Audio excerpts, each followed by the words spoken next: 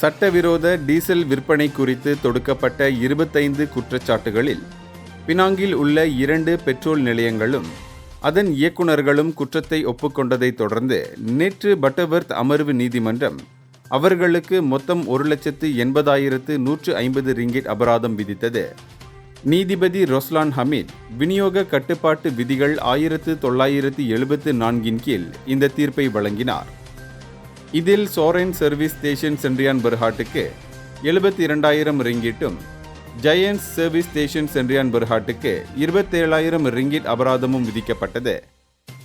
இதனிடையே இயக்குனர் Jimmy இங்சூ தியோங்கிற்கு 11 குற்றச்சாட்டுகளுக்காக 51,150 ringgit அபராதம் விதிக்கப்பட்டது. இந்த அபராதத்தை செலுத்த தவறினால் அவர் 4 மாத சிறை தண்டனையை அனுபவிக்க நேரிடும்.